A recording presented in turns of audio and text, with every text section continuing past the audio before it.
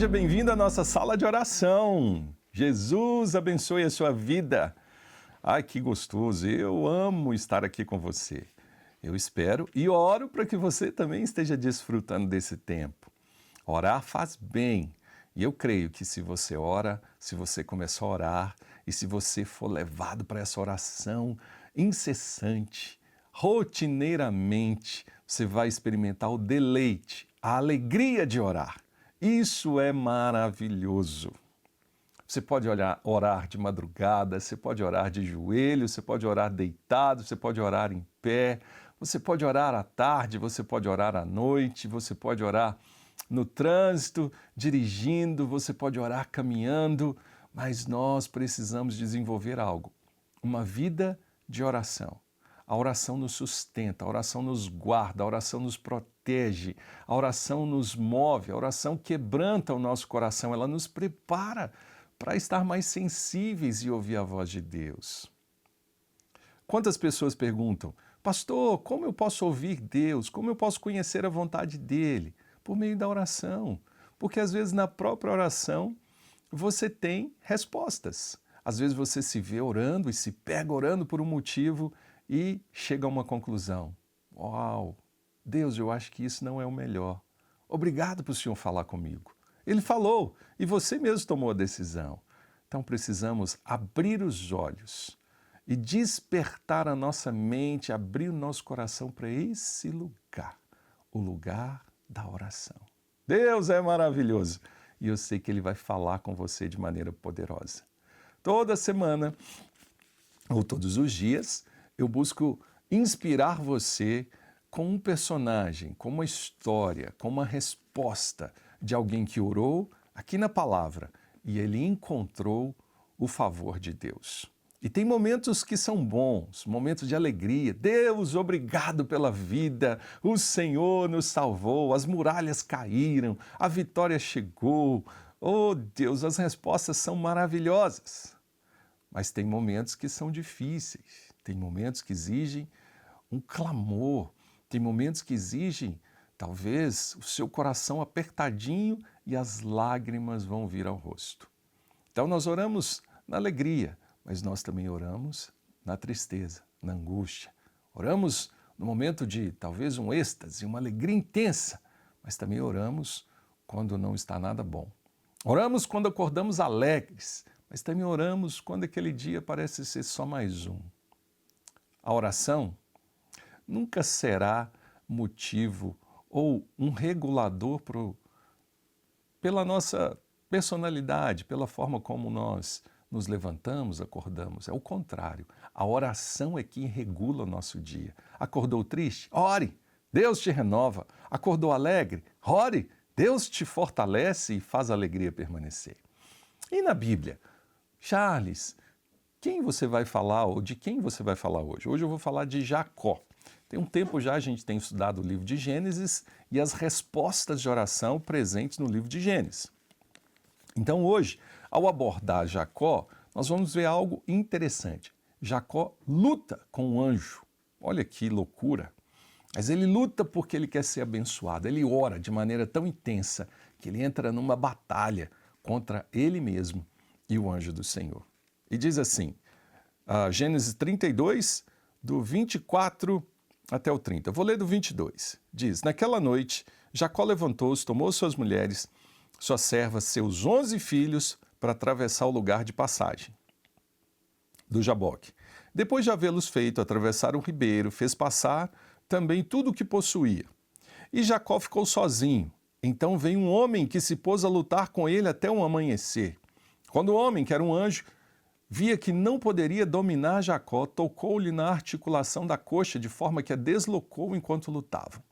Então o homem disse, deixe-me ir, pois o dia já desponta. Mas Jacó respondeu, não te deixarei ir, a não ser que me abençoes. O homem perguntou, qual o seu nome? Jacó, respondeu ele. Então o homem disse, seu nome não será mais Jacó, mas sim Israel, porque você lutou com Deus e com os homens e venceu. Prosseguiu Jacó, peço-te que digas o teu nome. Mas ele respondeu, por que perguntas o meu nome? E o abençoou ali.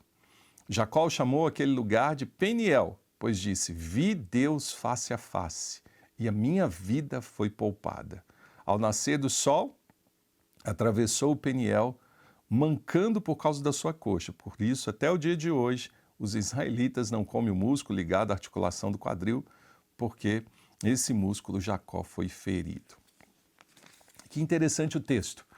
Jacó tinha algo no coração dele que ele precisava resolver.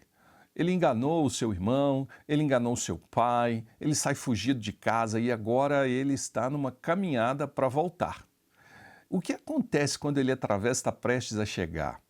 Ele encontra um anjo, um homem, e Deus estava ali. É muito comum no Antigo Testamento a manifestação de Deus. E anjos aparecem em conversa, assim foi com Abraão, assim com Isaac, com Jacó, com Maria, um anjo veio, né? Conversou com ela. O que esse texto nos mostra?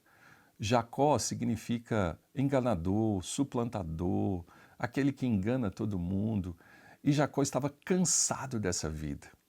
Tem gente, às vezes, que cansa. Às vezes a gente cansa, não é verdade? Tem momentos que enganar, viver no engano, na mentira, cansa. Não é bom. Eu me recordo de algo. Aos meus 21, 22 anos, se não me engano, logo que converti, eu tinha um sonho de trabalhar em uma determinada empresa. E naquela empresa, eu fui fazer um teste e me perguntaram se eu já tinha terminado o ensino médio. Eu disse sim, mas faltava uma prova. E eu não tinha terminado, eu não estava com diploma ainda. E eu volto, e naquelas circunstâncias era possível eu terminar antes do final do processo. Mas ao chegar de volta em casa, aquilo entrou no meu coração e veio isso: eu não sou um enganador. Eu não quero entrar em um lugar fundamentado numa mentira. Eu vou voltar lá. Então eu liguei e disse: olha, eu quero desistir do processo de entrevista porque eu ainda não terminei o ensino médio. E eu achei que a pessoa ia falar: não, dá tempo, pode continuar o processo. E ela respondeu: verdade, você não pode, então a gente vai cancelar aqui, ok. E nem agradeceu. Mas não era pela gratidão dela, era por entender como Jacó está fazendo aqui. Ele não queria ser conhecido como um enganador, ele queria que o nome dele fosse mudado, a história dele fosse mudada. E tem hora que isso vai nos levar a uma batalha. Ele lutou com um anjo e ele disse: eu não te largo, eu não te deixo enquanto o Senhor não me abençoar. Tem hora que a gente precisa se prostrar e falar assim: Senhor, eu não como, eu vou fazer um jejum, eu vou fazer um voto, eu vou orar durante todos os dias nesse horário, mas eu não paro, Senhor, eu não vou parar enquanto o Senhor não me abençoar. Isso é possível. Jacó fez isso e experimentou. Eu experimentei. E eu quero orar para que você experimente. Que Deus mude o seu nome. Que você não seja mais o fracassado, o feio, o enganador, mas seja agora o filho e a filha que Deus ama. Senhor, se o Senhor mudou a vida de Jacó, o Senhor mudou a minha vida, o Senhor muda a vida, o Senhor muda, transforma, restaura, restitui. E talvez tenham pessoas hoje que precisam mudar o seu nome.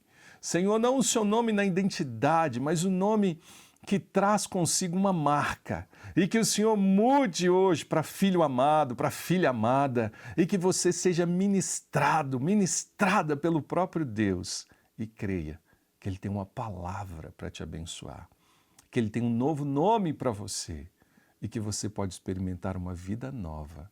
Em nome de Jesus. Amém. Que Deus abençoe a sua vida, de maneira que você veja a resposta da sua oração.